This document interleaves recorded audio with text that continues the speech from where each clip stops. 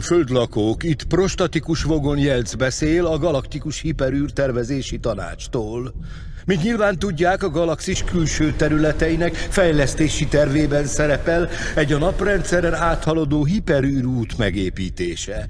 Ezért többek között az önök bolygóját is meg kell semmisítenünk.